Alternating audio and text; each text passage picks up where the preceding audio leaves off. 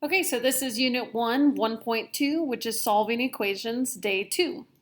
So our goal for today, we're going to be looking at solving equations with variables on both sides, solving equations doing the distributive property, and solving equations by combining like terms. So again, this is building on what we did yesterday with solving equations day 1, where we did 1, 2, and multi-step. This is adding to those multi-step ideas. So the first thing that we want to remember and recall is the distributive property. And so the distributive property is something that applies multiplication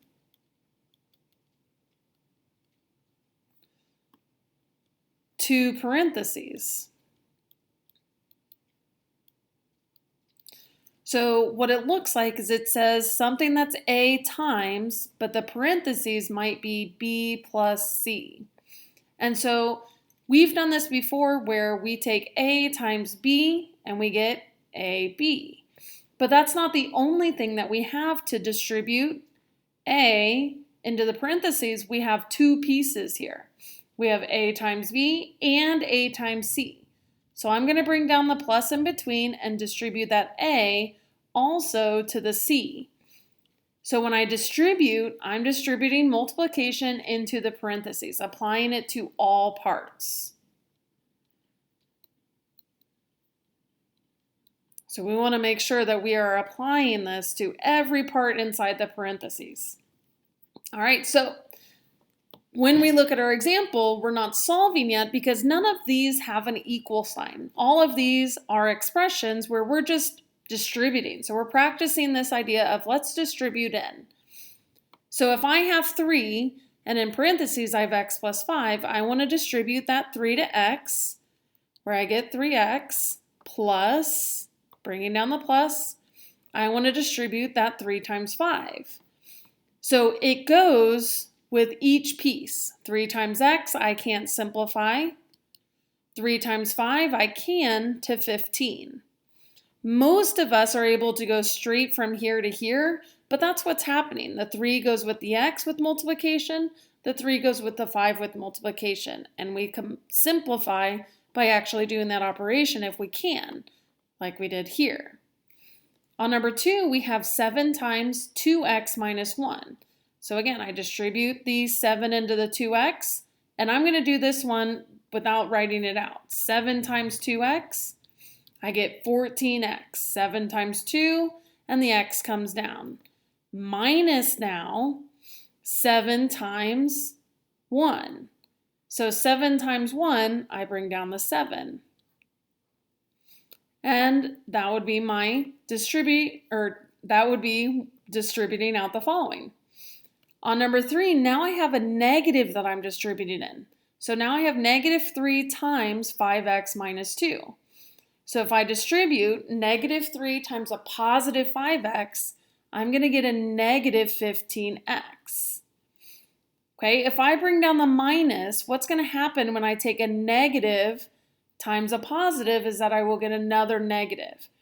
A negative times a negative, though, cancels to positive. So I'm going to kind of do our negative 3 times our negative 2 here to get a positive 6. Okay, so if I wrote this one out, I would have negative 3 times 5x minus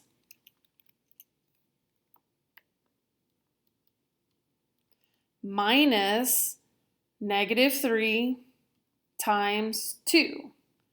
So again, I get our negative 15x here. A negative times a negative is positive. 3 times 2 is 6. Just in case that sign didn't make sense there. I'm kind of putting that in parentheses, making sure we still bring down that sign in the middle. All right, so distributive property, we want to make sure we're applying it to each part. So in the past, I've had people that maybe apply it to the first part and they get the 14x and then just bring down the 1. We want to make sure that we're distributing that multiplication into both parts. The next thing that we're going to use is combining like terms. So like terms are parts of an expression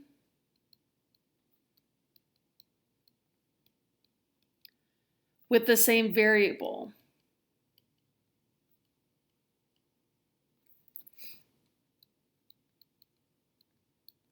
Or no variable, which we call constants.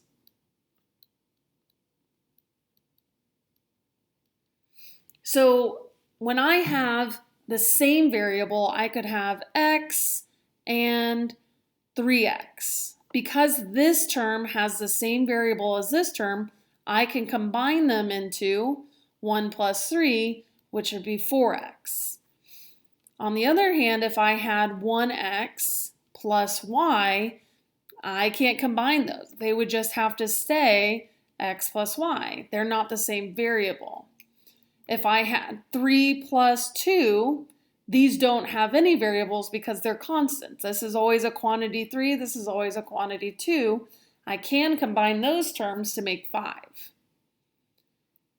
So if we look at combining like terms in the example, what I like to do is kind of underline the like terms. So here's an x, and if I look, that doesn't have an x, but this one does. So I can combine those.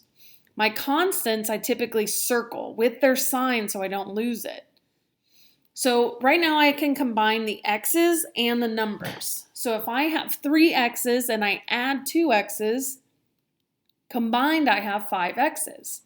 If I have -5 and a -17 as my constants, I can combine those into a -22. Putting those in my calculator, if I can't do that in my head, just doing -5 and combining it with a -17 gets me my -22. On number 2, I have an x. Okay, I have a constant, so this doesn't have anything with it. I have a -2, doesn't have anything with it. I have a -4x, and I have a third term that doesn't have a variable with it. So as I combine these, I have a +4x and a -4x, which actually adds to 0, so I don't need to bring anything down. My last 3 are all constants with no variable, so I can combine all 3 of them.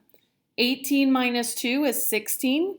16 plus 6 is 22. So combining like terms actually eliminated one of my variables since they added to 0. On number 3, I have an x here. I have a -5. I have another x term here. Okay, a third x term here, and another constant with that +5. I'm sorry, +7. So now as I look here, my x's, I have 1 here. So 1 plus 3, I'm going to have 4 x's minus 2 x's leaves me with 2 x's. 1 plus 3 is 4, minus 2 brings me my 2 x's. Combining my constants, I have a -5 plus 7, which leaves me with a +2 when I combine my like terms. And on the last one, I have a x. Well, now I have a y. I have a constant. And I have a z. So if I did y's like this and z's maybe with dots, none of these are common terms. These are not like terms. So I can only bring this piece down. Okay, if I wanted to, maybe I wanted it to be alphabetical. So I could put x's first, y's second, z's, and then my constant if I wanted to. But I don't have to. The directions just say combine like terms, and either one of these would be fine because there were no like terms to combine. So as we start applying these two ideas of distributing and combining like terms to our solving, these are the steps that we want to follow. We want to make sure that we distribute first and then go back to what we had before where we're using our inverse operations. So when I look here, now I have a 3 times x plus 7. This is on the same side. So what I want to do is really focus in on this part first before I even worry about the 45. I'm going to distribute this in where I get 3 times x, 3x, plus 3 times 7, which is 21, equals 45. Okay, so this 45 just comes down. I didn't change anything about it. Now I'm back to where we were with our one-step problems from last time. I have x's, I have numbers here on this left-hand side, and I want to try to get x by itself. I can't combine these anymore. So I'm going to go back to our inverse operations and move across the equal sign. Okay, I can bring down the 3x, 45 minus 21. Oop, I'm going to put that in my calculator correctly. I get 24. And one more step, divide to get x by itself. 24 divided by 3, I get x equals 8. Again, I can still check. 8 plus 7 is 15. 15 times 3 would be 15 plus 15, 30, 45. So I know that I've done that correctly in my distributing. On number 2, similar idea. Now we have 6 times x minus 10 equals the negative 30. These parentheses tell me to do something first. Before I start doing my inverse operations, I need to get into this parenthesis. So I'm going to distribute 6x minus 6 times 10, 60, and bring down that negative 30. I haven't changed anything on the right-hand side. I have an x here and a negative 60, so I can't combine anything on this side, and negative 30 is still by itself. So I'm going to do my inverse operations to get x by itself now. So I have my 6x, negative 30 plus 60 is a positive 30, and one more step to get x by itself. Divide both sides, and we get x equals 5. 5 minus 10 is negative 5. Negative 5 times 6 is negative 30. So I know that I've done that correctly. So this is how we're going to apply our distributing property. We're going to distribute that in, and then we're back to our two-step equation. Undo adding and subtracting, undo multiplication or division, in that order. On number 3, now we have variables on both sides. I have negative 3x plus 2, and I want to know what x would make it equal to 2 of those x's plus 37. So if I look at the left-hand side, I don't have common terms here. And if I look at the right-hand sides, I don't have any common terms on this side. In order to move over the equal sign, we need to use our inverse operations. So I'm going to put all the x's on this side. Okay, whichever side we want to pick, that came undone. Whether it is this side or this side. But I have to put all the x's on one side and all the constants on another side. So if I look at this, I could move this by adding 3x, or I could move this by subtracting 2x. Because again, this is kind of that wall, and maybe you had classes that put the line down the middle. So if we look at 2x, I can move it over on this side. So I'm going to subtract 2x to both sides. So negative 3x minus 2x, when I combine them, since these are the like terms, notice I lined it up with this one because it won't combine with 2. I get negative 5x, bring down the plus 2, this cancels out, and I'm left with 37. Now I'm back to our two-step equation. I'm going to undo the addition with subtraction, bring down the negative 5x equals 35. One last division here to get x by itself.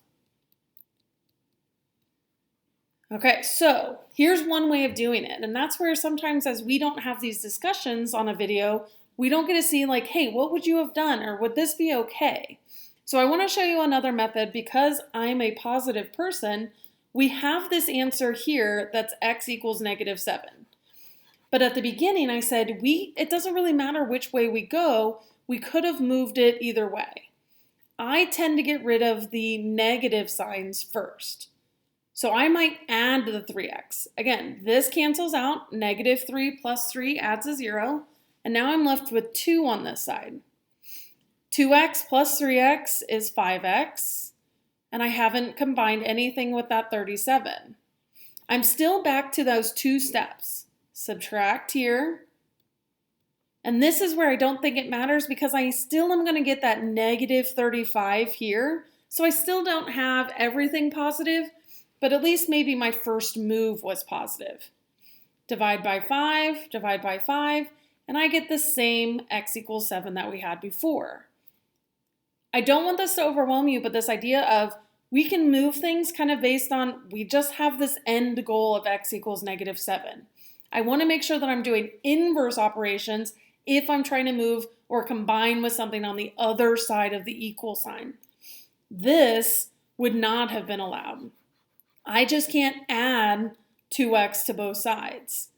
If I add 2x here because it's positive, or try to combine it, notice this doesn't cancel out. This just made it more complicated. Now I have 4x on this side and a negative x on this side. It doesn't really help us in the long run. Make sure we're using our inverse to go across the equal sign. All right, so pull up that other piece there. Looking at number 4, we have the same thing. We have x on this side, negative 15x plus 3, can't combine them, equals negative 10x plus 48, can't combine them. So I'm going to add 15x to both sides so that I can combine it and move something over to get x's all by themselves. 10x, negative 10x plus 15x is 5x, and bring down the 48. Minus 48 on both sides. Bring down our 5x, and I get negative 45, one last move to get x by itself. X equals negative 9. So as I move things over, I'm using my inverse operations, kind of lining up that equal sign. If I have to go over, I need something to cancel out, negative, positive. Combine like terms. I'm not adding it to every piece. When we add, we just move a term over. We change the sign. All right, on number 5, we have 7x plus 3x minus 10. And now notice I do have common terms that are on this left-hand side. So my first goal is I'm going to combine those so that they're one together. This is not moving across the equal sign. If they're on the same side, you trust the signs. 7 plus 3 combined to 10x. This minus 10 can't cross over the equal sign, so it just comes down as negative 10. This equals 40. I haven't changed that at all. I'm bringing this down just like I did the minus 10. And now I'm ready to solve using my two-step inverse equation. So I have my inverse operation for undoing and moving across the equal sign. That minus 10 becomes plus.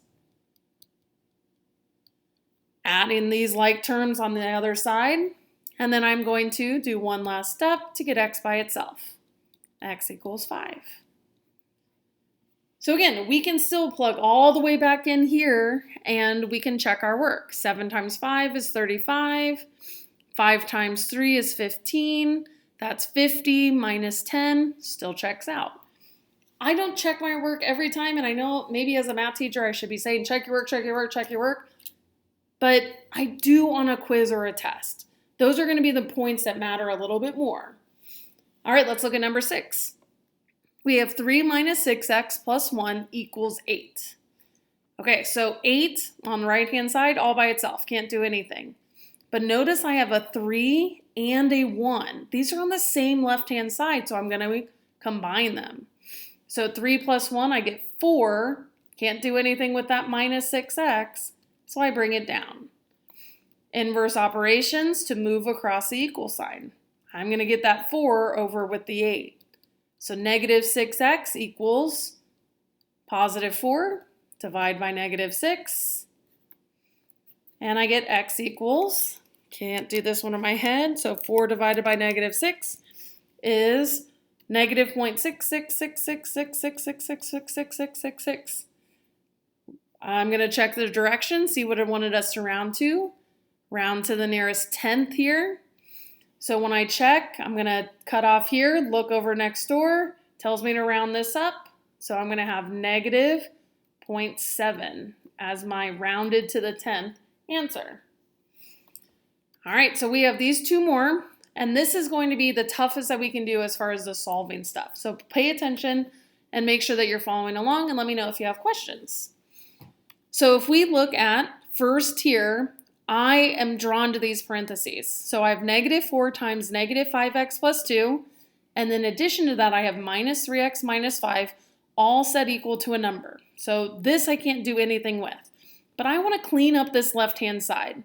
So this -30, it's probably going to be along for the ride for a little bit here as we have some things to take care of. My first thing, I'm going to distribute. -4 times -5 is 20x. -4 times +2 is -8. And then I haven't changed the -3x or the -5. And I still have that -30 coming down. What I also notice is after I distributed, I still have like terms on this left-hand side. So before I start doing my inverse operations, I'm going to combine them. So I'm going to combine the 20x and the -3x to the 17x. I'm going to combine the -8 and the -5 to the -13. This allows me now, bringing down that -30, to start doing my inverse operations. This is where I'm going to start doing my inverse and adding over. Notice that now that I've crossed that line, I'm doing the opposite signs here. So I get 17x equals -17. Divide both sides by 17 to get x by itself, -1. So again, this is where I distributed, and this is where I combined like terms to get to here. Then I'm using my inverse operations because I can't do anything else with a 17x and a -13 other than starting to do my inverse. All right, on number 8, our last one for today, we have 9 equals 2 times 3x minus 2. In addition, we have -4x plus 1. I'm drawn to this distributing, so I'm going to bring down my 9 and distribute. 2 times 3x is 6x. 2 times a -2 is -4. And again, I'm out of parentheses, so I'm just going to bring down the 4x, -4x, and bring down the plus 1. I have common terms on this right-hand side. I have x's and constants. So this 9 doesn't change yet at all. Allow yourself to combine these. 6 minus a 4x is 2x. And these two, -4 plus 1 is a -3. Now when I have the 2x and the -3, now I can't combine any further. That's when I'm ready to go across the equal sign using my inverse operations. So now I have 12 equals 2x, bringing this piece down, and one more step will get me x by itself. So if I wanted to check this, I can still plug back in and make sure that that's the correct solution. Let me know if you have any questions through email, and we'll make sure that we're continuing through Unit 1.